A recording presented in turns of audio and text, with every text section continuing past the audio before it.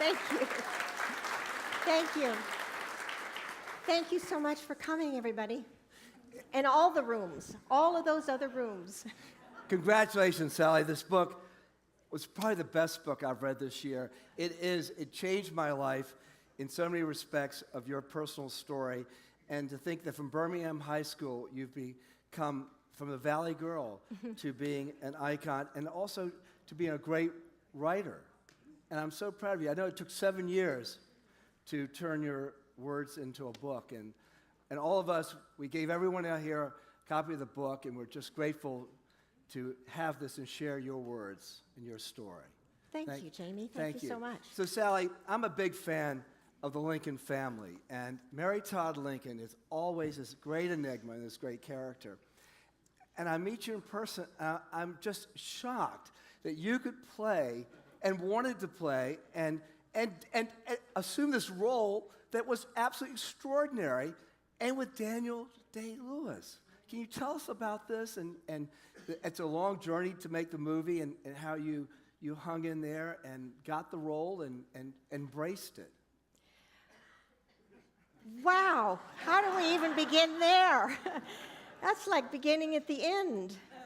You know, you can't play the end until you play the beginning. That's one of the rules of the actors, in a scene. Don't play the end of the scene before the beginning of the scene. How can in the book, I talk about Lincoln and the project because it was this key ingredient. It was this thorn that kept digging at me, and it was something I had to understand and had to really unravel for myself to realize how important the project was in my own process. And you'll have to read the book to find out how that all fits in. So I can't really, for Jamie, talk about how I had to overcome something inside myself that had crusted over, basically. Some part of me had crusted over, and I didn't see it happening. I didn't know that I had begun over a long time process to numb myself. And it was only in the work that I was doing at that time with thank God, a really great therapist that I talk about, Dr. Dan Siegel. And my mother was dying. And it was all, this is the end of the book, so we're literally jumped to the end. And it was in trying to understand what this was doing to me, that my mother was leaving a complicated relationship I had with her, and that I couldn't breathe. And I felt I was the one that was dying. And I reached out to get finally some help from somebody, a doctor, and he began to put the pieces in place. And it was the first time I realized that I was in pieces and was able to name those pieces and recognize them and start to make friends with them. That's a really important aspect, that I started to be able to hold my own hand and feel comforted by it. And it was only that my mother was leaving, and I didn't know why this, when you lose a parent, it's impactful in any case, but it was my life that was drizzling out. And the Lincoln Project came at the same time. At the same time I was in doing this work to put the pieces of myself together, this Lincoln Project became part of that process for me. And you're in Richmond, and your mom's in California, and I just felt the heartache that you were suffering through with your mom being so sick. Well, that's at the end of the book, so let's just start at the beginning. Now, Sally, on page 1. So, Sally, thank you. Yes. We have a lot of good questions for you. That to me was amazing. So 1975, we start close to your beginning. You auditioned for the Bob Rafelson film, Stay Hungry, starring Jeff Bridges, and a new, Arnold Schwarzenegger. You talk about the audition process in the book. It sounds like a Me Too type scenario. What happened, and did it bother you at the time? Let's start at the beginning. Okay. Throughout the process of finding this book and writing the book, I mean, why I did it in the first place, and I will get to the answer of this. I swear to you, got to hang on. The answer's coming at you. Well, hang it. Okay.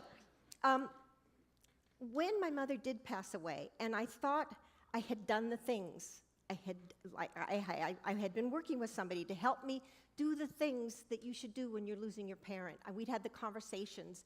We had resolved things that we thought needed to be resolved.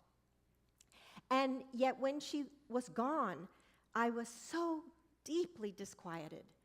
I couldn't settle down. I couldn't sleep.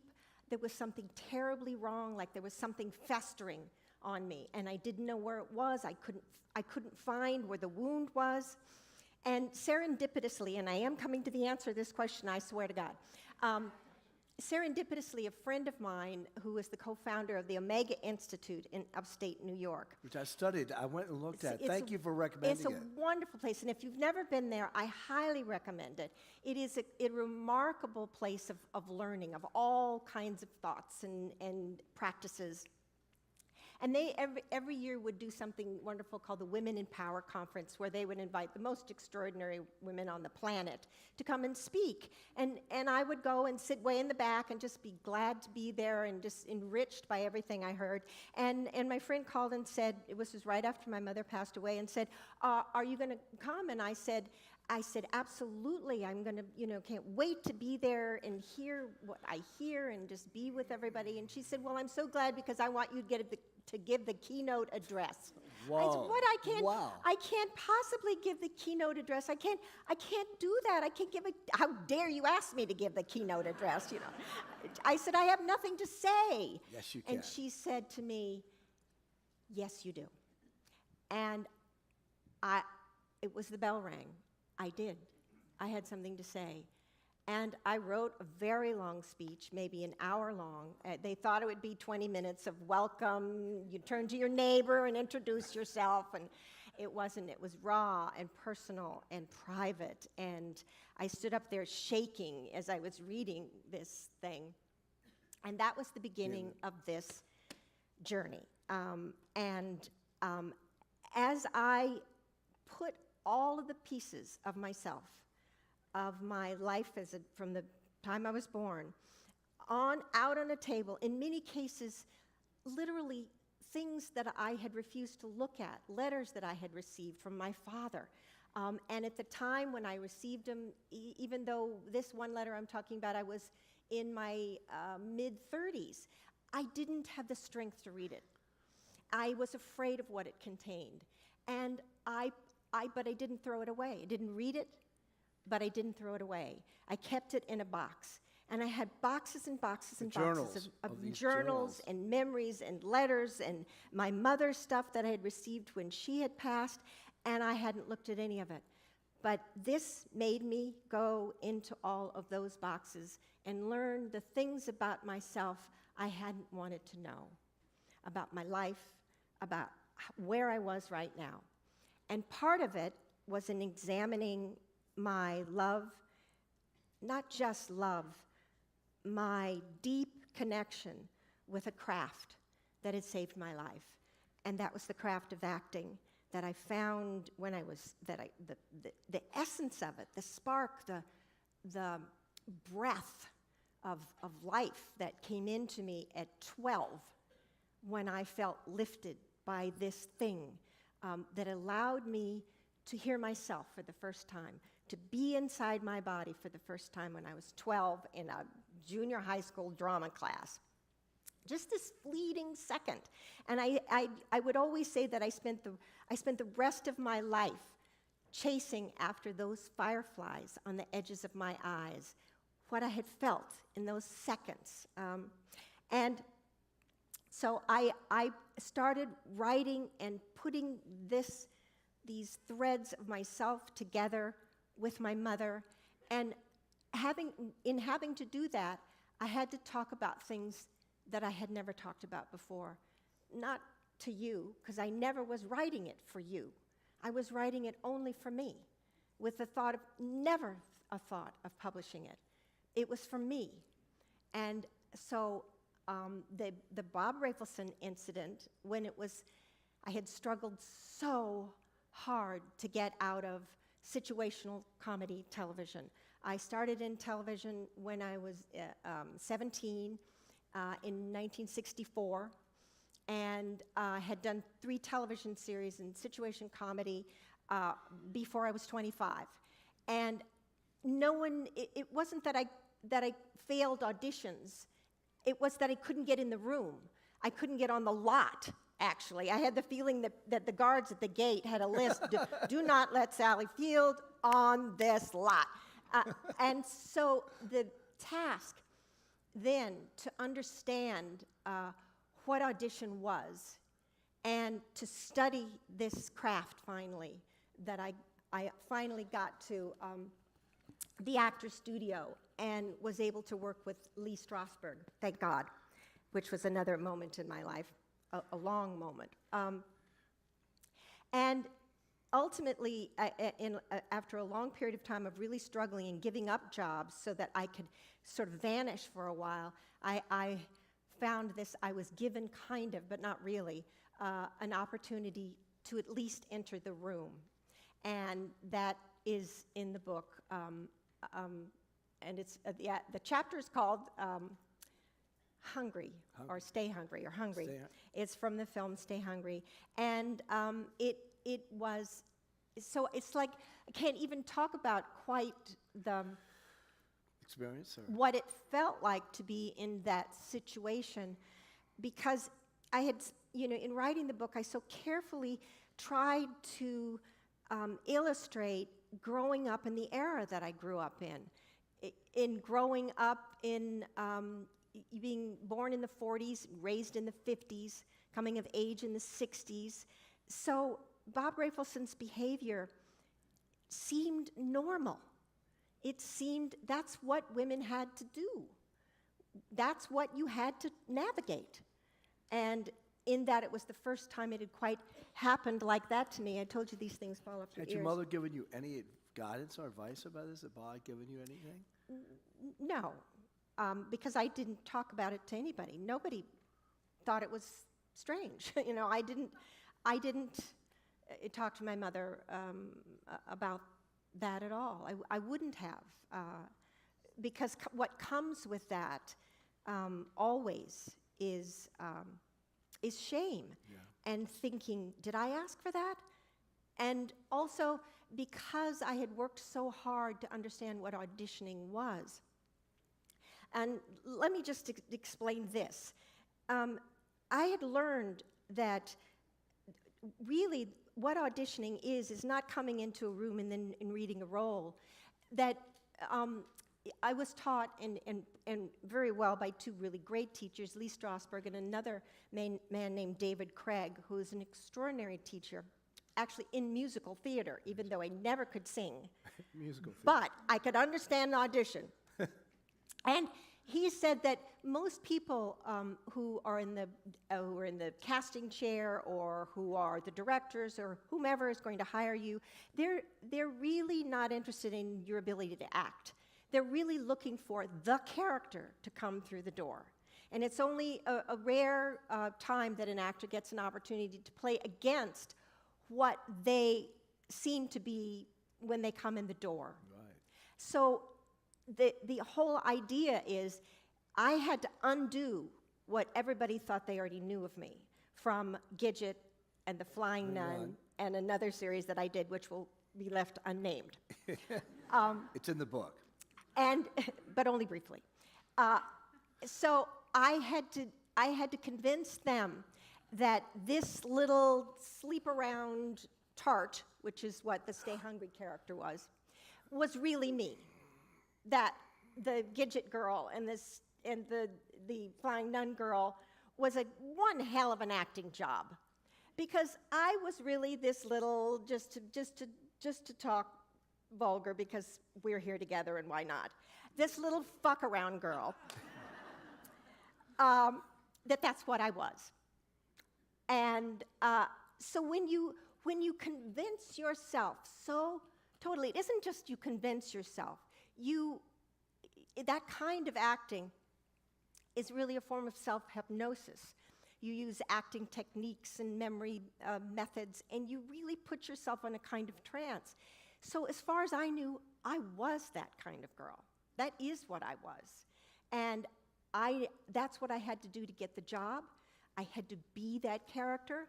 So I literally couldn't tell the difference at one point between me and her. And yet, I think in reality, and I'm taking this thing off because it won't do what it's supposed to do. And I'll talk like this. Anyway. But Sally. So anyway, that's, not to cut you off. I just want to finish this thought. Because acting had been so important to me in this communication with myself that I was only really, truly me when I was acting, all of the ingredients of me. And when I wasn't acting, I had to be what I thought people needed me to be. So that's how I would get caught in something that happened with Bob Rafelson. Thank you, Sally. Yes. But then Sally. Now you can ask me another question. Sally.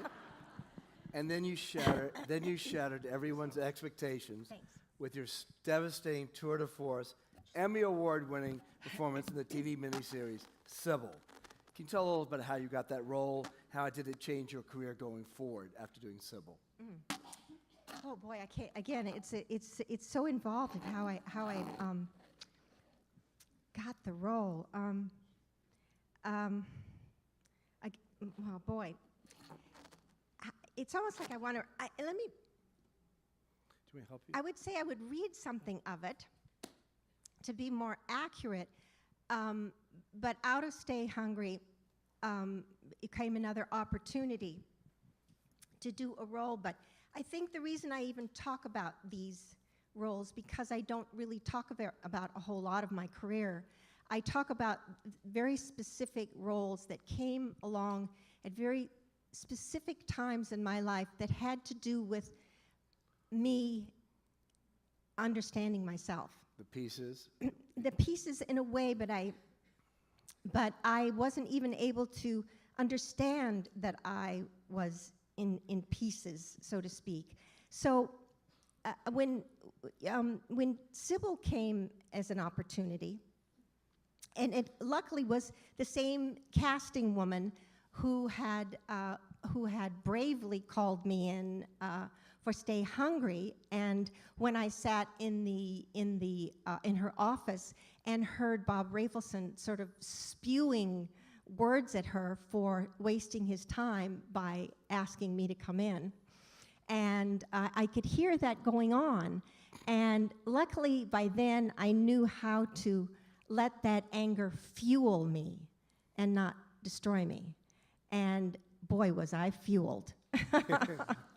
And so Diane Crittenton, this wonderful casting woman, called me in again for a role that no one wanted me for, that no one wanted to see me, and I again was wasting everybody's time.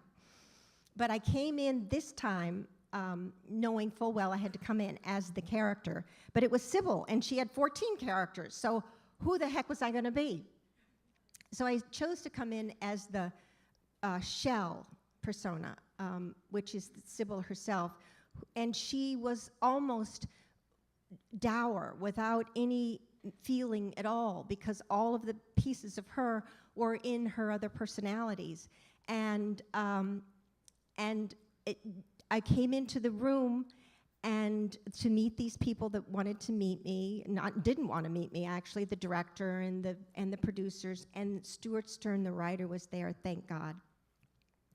And they tried to have some sort of small talk with me, but I was so completely in character that I couldn't look at them in the face, that I could barely answer anything back, that I had no energy to give them at all. And I remember them sort of looking at each other like, oh boy, have we got a hot one here, you know, because I couldn't communicate and was not participating. Then they asked me to read, and I felt the room change. Found the moment? Because I could then do what I had learned to do and I hadn't come in as happy-go-lucky Sally. I'd come in as this character. So there is one place, since I keep forcing Jamie to come back to the book against his will, but he's luckily and happily here. I bought 1,500 copies, Sally. I know. But here we are talking, and you're asking me questions that I had already written about. So I just was going to read this part at the end of Can I help you? You got it of the Sybil part.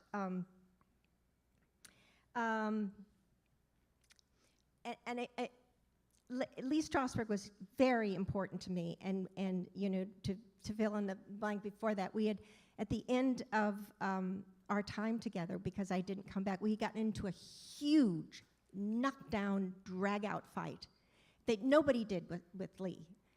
Nobody. But he triggered me in a way that I couldn't stop, and one of my pieces took over, so to speak, and we just fought it out. And he kept saying something to me over and over again that I couldn't comprehend. He kept saying, where you want to be is where you are right now. And I didn't know what it was.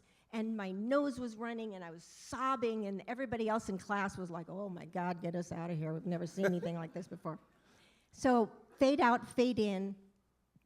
Only a matter of maybe months later, I was doing Sybil, and I was in the midst of it.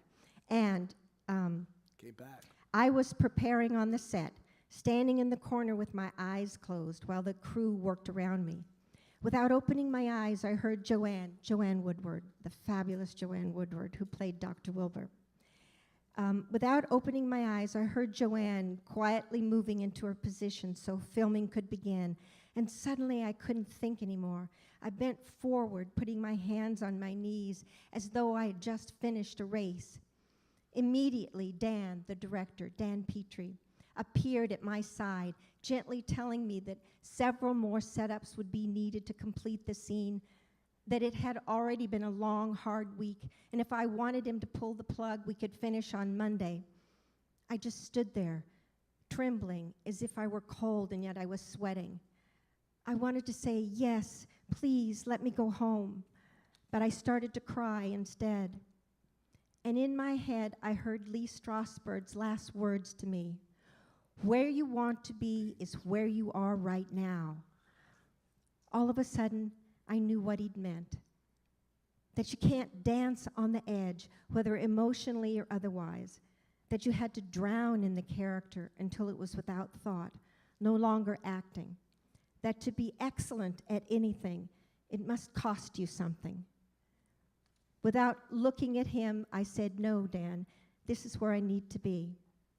I don't believe I accomplished it throughout Sybil, but it was the first time I had a glimpse of what it meant to be inside a character. Exhaustion now came from the work, a glorious, adrenaline-filled climb to catch some part of myself that I didn't know I knew. That was Sybil. Thank you for indulging me. I thought it was so amazing. The casting was you and Joanne Woodward, who'd been in 3 Faces of Eve. 3 Faces of Eve, yeah. And did she share any advice to you? No, not really at all. We had both, in doing research, I was given some tapes to watch, which had been tapes of real patients with multiple personality, which is what Sybil had. It was called then multiple personality. And Joanne and I both agreed that they were just ludicrous. They were of no assistance whatsoever, and that they just looked like bad acting. So it was really, Joanne had said herself, she just had to sort of figure out what she was doing as she went along. To me, when I was studying the characters and to do Sybil, which is a woman who had supposedly 17 personalities, but we really only concentrated on 8 or something. But to me, the most important part of playing her, because each of the characters were seemingly easy because they only contained 1 or 2 emotions. They weren't terribly complicated within themselves. So, but what was really interesting to me is that moment when one character left and another character arrived, And I thought there must be a time when simply nobody was at home, when there just was nobody there. That's brilliant. Until somebody else entered. But I couldn't find any of that on tape, and it had to just come from my own instinct. I didn't know that I knew more about her than I did. I knew very well about that, but didn't know it. Okay. So, Yes. Smokey and the Bandit was a sequel. Yes. Now, No, it wasn't. spawned a sequel. Were you apprehensive about doing a sequel? Because in your career, I don't believe you've ever done a sequel. What an odd question. You could have said unique. What an Unique odd question. No, it's odd. All right, we're moving on to the next question. Okay. No, okay, no, so, that's we can skip Jamie, that. I'm going to answer it. Did I think about doing the sequel to Smokey? Well, no, I didn't really think very much about it because I was still kind of still dating Bert, and I wasn't about to say, no, I don't think I'm going to do it. Later on, So I you would did have to said, please no, him. I don't think You about did to please him. Probably. I probably did it also to be with him, but in retrospect, in looking at how lousy the movie is, I think I probably should have broken up with him and just said no. Thank you, thank you. All right, let's go to Norma But Rae. I think Bert felt that way too. But, you know, but So- you know, live and learn. So what I loved about Norma Rae was that you actually filmed it in a real textile mill in the Carolinas. And did you feel, I felt it was the first feminist character I'd seen. And I was in college. I thought it was amazing. I thought your role was extraordinary, inspired me to understand the feminist movement. And did you feel that as you were doing that part? No. No. All right, next not question. Next question. No, not at all. You know, that I've never, even today, I don't stand outside of the role and look at it. I would never have called it a feminist character. She just was a character, a really interesting, complicated. But you see the recognition that it did. Character. That your success was. I'm not blaming you for thinking that, but you're, you know, at the time in 1970, when we made the film in 1979, Yes. something, I would never have stood back and thought, oh, what a great feminist role. I think I want to do that. It was the first time, well, I wasn't really asked to do it. I'd been playing sort of girl roles to try to survive after Sybil and after Smokey and the Bandit. And there was nothing for me to even fight for.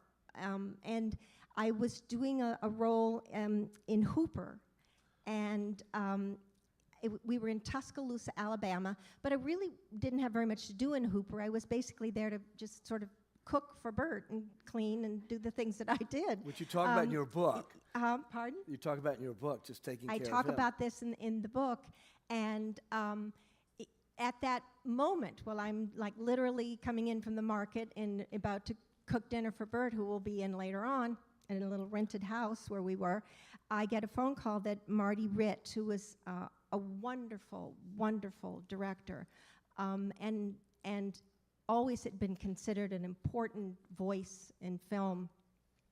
And I got a call that Marty Ritt wanted to meet with me. Whoa. Well, that was like, what? And I didn't know what the project was, and they wanted to know would it be possible for me to fly home and meet with him. I said, absolutely.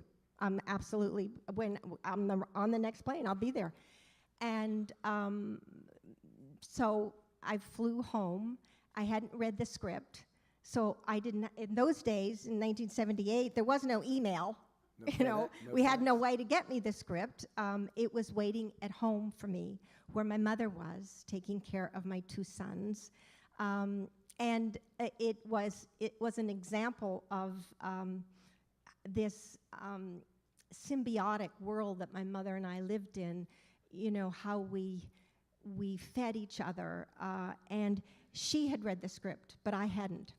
And which was great. I needed to know what the character was, but she was following me around the room as I'm trying to get ready for this meeting, and I want character things, and she's trying to tell me whether she liked the film and would ever want to see it. And I'm going, Mother, I could care less whether you're going to buy a ticket and see the movie eventually. I need to know what the character is. We both decided I better go in beige because I had no idea what I was doing. So I did. I went and met Marty, and this was the first time that I sat across from a person to be hired, and he didn't ask me to read something. He didn't scrutinize, you know, did I look like the role? Was I going to be this role? He asked me one question, and it surprised me. He said, "Are you serious about your work?" And every ounce of me felt how long I had worked to be there and how much it had cost me. And I said, yes. And he said, well, we have offered this role to 5 other actresses, and they all turned it down. Thank God. The studio doesn't want you, actually. Nobody wants you. But Marty said, I want you. I want you. He said, you know, all of these other actresses that turned it down, they would have been fine. They would have done a grand job. But I want you. I didn't know at that time what it was that Marty had seen in me. And I wouldn't have known to play it or come in with it because I didn't know I had it. And in that time of being Norma, how about if I read something? Thank you.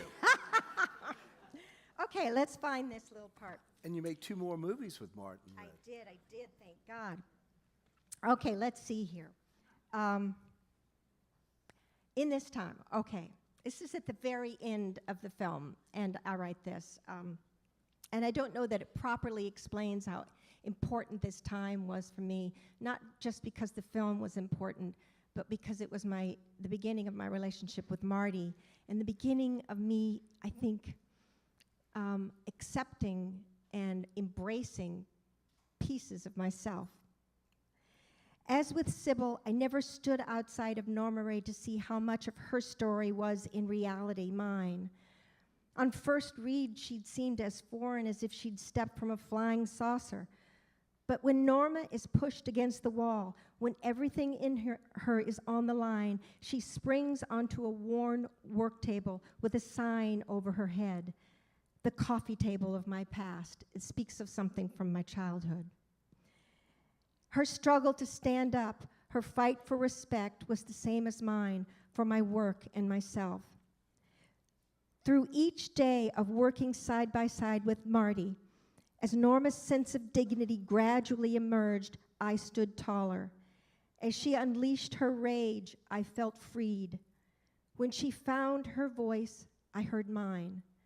By standing in Norma's shoes, I felt my own feet. If I could play her, I could be me. That was Norma. Sally, thank you. It was hugely important to me. Sally, one of my favorite movies is still Magnolias. Yes. And the cemetery scene is, I've watched it again, I just cry. It's so memorable. How did you come to that? Did you tell us a little bit about that? Because it's such a memorable part of the movie. And also about working with this extraordinary cast. Oddly enough, or not oddly enough, Still Magnolias isn't really in the book because it's not really about like my career. It's memoir in that it's this tiny picture frame of a story, and everything else had to fall by the wayside. But Still Magnolias was a wonderful time in my life. I was so lucky to be able to work with this group of actresses that we completely bonded and instantly became, the terror of the town.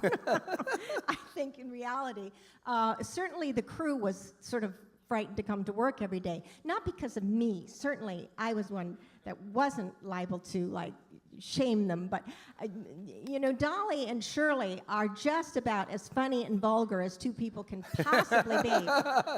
And boy, oh boy.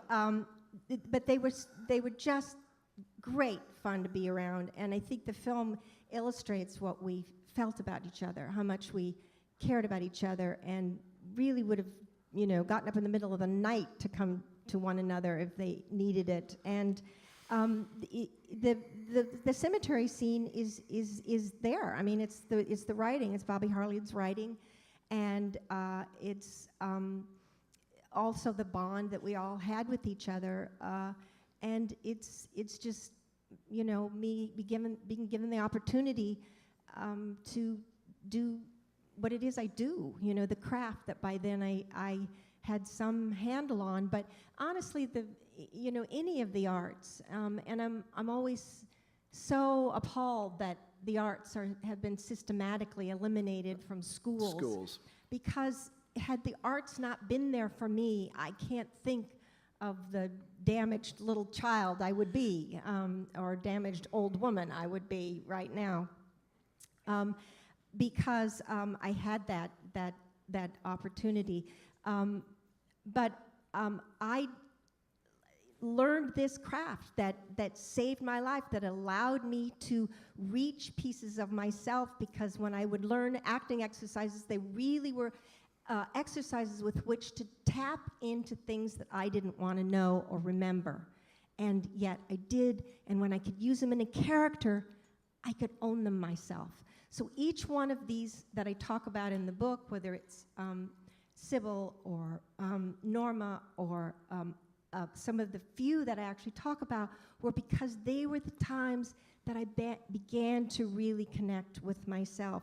Steel Magnolias, by then, I was in a sailing place in my career, but something in me, even though I have given the opportunity to do the kind of work I wanted to do, something in me was beginning to quiet, slowly to quiet, and to not challenge myself. And I couldn't see it at the time, and I didn't know it at the time, but Steel Magnolias and some of the others that I've been lucky enough to be a part of, Forrest Gump and Mrs. Doubtfire. And you don't talk about that in the book. You've got to tell us. Don't talk about it in the book. Please tell us a Robin. Doubtfire, please tell us or Soap Dish, or Punchline. Or my daughter says the escalated scene is, we both agree, is our favorite scene in Soap Dish, and she's but tell us, you played 2 movies with Tom Hanks. He opened our festival, and one you were a romantic interest, and the next you played his mother. How was that? Did you enjoy both? But they were perfect. I'm an actor. Yeah, I mean, Punchline, which is a film that I actually produced and hired Tom. Two comics. And he was just kind of starting this more substantive part of his career. And, he's Tom, and so he's so wonderful. And then later on, he called me when I was doing Mrs. Doubtfire and said, "Would you read the script? I want you to play my mother." And I never thought twice about it, because the film begins with my character when she's younger than what I was. Yes. And then she ages. I mean, it isn't her movie, it's Tom's movie. It's like 40 years you age. She ages and ages until slowly she's an older woman lying in bed saying, life is just a box of chocolates. But people subsequently over the years have said, "Oh, look at that. Doesn't that illustrate what Hollywood does to women?" Not really. I could give you a lot better examples of what Hollywood does to women, and that's really not one of them. That happens to be a really great opportunity for an actor to play different eras of their life, and it certainly wasn't it wasn't like Sean Connery playing opposite Michelle Pfeiffer or something like. And then you go, really? Sally, you've got to. Really? Sally, you've got to tell us about working with Robin Williams, because you don't talk about it in the book. And it's a revival in Robin Williams. Will you share with us your experience of working with Robin? Please. Well, yes. All right. Well, you asked, please, so I will. I will do it. Thank you, Jamie. Thank you. Robin was, as we all know what Robin was. I mean, he was brilliant and exhausting. He was exhausting. I loved every minute of it. But this is Robin. We would have, most films like this, you would maybe shoot, scheduled to shoot maybe 3 or 4 pages in a day, and that's a lot of pages actually, in those days, not so much now, but and 3 or 4, maybe one big scene you're going to do that day, and we would do the first 1, 2, 3 takes, kind of what the text was, give or take, a Robin Williams or two. It was pretty much that, and then Robin was free to go, and that would mean it would be him to fly, and he would say, okay, now this time I think we should do it this way. The rest of the day, we would be doing Robin's flights of fantasy. Robin would say, you know what, how about, really think Mrs. Doubtfire's climbing through the kitchen window. We go, Robin, what the hell would you be doing climbing through the kitchen window? No, just go with it. You're going to love it. It's going to really work. And I would do that because it was so much fun to watch him climb through that kitchen window because he was so certain that this take and this whole attitude was going to be brilliant and be in the movie. And I got to tell you, the film is, without a doubt, take 1, 2, and 3 and nothing else. But he just, every day was, none of that was he, funny and all that you know him to be, but it was also incredibly kind and thoughtful and observant of others. It wasn't like he was just a me guy. Certainly his loss, everybody in the country feels because he represented something magical. And it's true.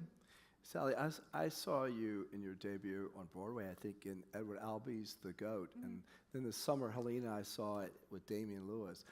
And it's a play I never forget about. Did you ever meet Edward Albee? Oh, yes.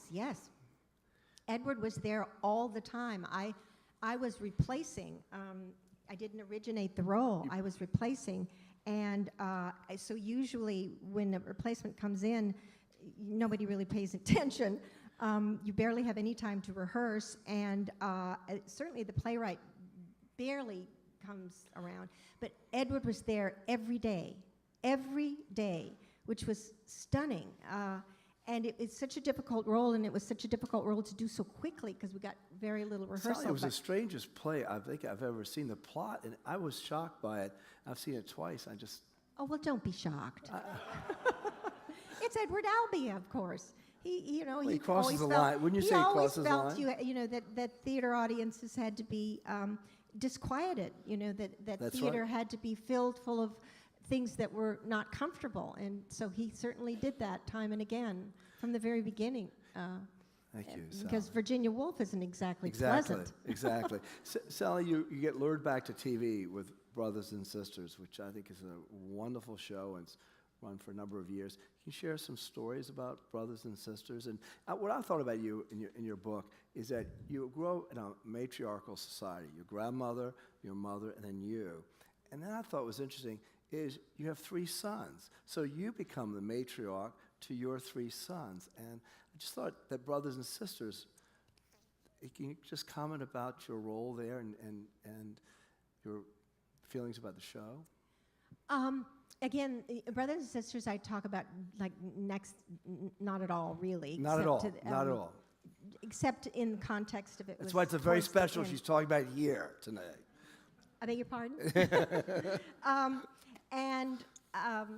But I loved doing the show. I did the show for 5 years, and it was sort of one of those moments when my own life was coming together in something that I had chosen to do without consciously knowing that they were going to reverberate against each other. I was, at the time, my youngest son, Sam, was just about to graduate high school, and he was going to head out to NYU for college, and he was coming out. And it was the most difficult time for him. And as a parent, I didn't know how to help him. I didn't know how to pave it for him. I couldn't pave it for him. And his oldest brother said to me, "Don't you dare walk this path for him. This is his journey. Don't you dare, Whoa. paint it. Absolutely. He said, it's for Sam to say. It's for Sam to talk about. It's Wow. for Sam to verbalize. Wow. Because my tendency is to want to verbalize it for him. Couldn't if I named it, if I said it, named it, wouldn't it make it easier? And Peter said, no, don't walk it for him. And I listened to him, but I didn't know how to help him. And this was not something Sam wanted to be. And the fact that I was doing a television show on a major network, which had never been done before, there had been shows like Will and Grace, but where it is a parent raising a gay son, and he was the all-American boy. And that was my Sam, and still is. He's the all-American boy, and he's gay. And that's exactly what it is. And so to have those conversations on the show that I was then allowed to write, because I was living this.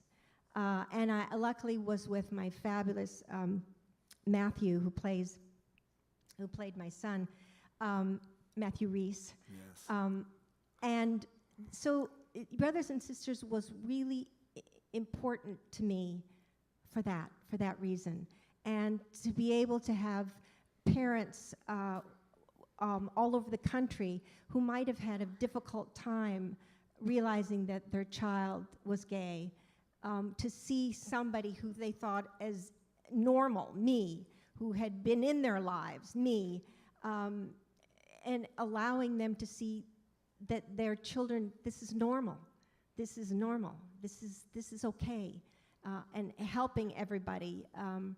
And I would be in places like, I would go be in an airport or in a restaurant, and some young person would come up to me and say how important the show was because they watched it with their mother, or they watched it with their father or their parents, and and this was in the Midwest or in the South or someplace, and they said, my folks were really not happy with the thought of this, but I was able to really come out, and we would watch the show together, and now it's okay, and I'm really close with them, and they've embraced who I am, which has allowed me, meaning them, to embrace who they are, and that just meant a tremendous amount to me. So it was serendipitous that it all happened at the same time. Thank you. Sally, on behalf of Rancho Mirage, Yes. thank you for adding on to In Pieces and sharing In Pieces with us. Thank we you. love the book. We love you coming to our library and being with us. Thank you, everyone. Thank you for being here. Thank you.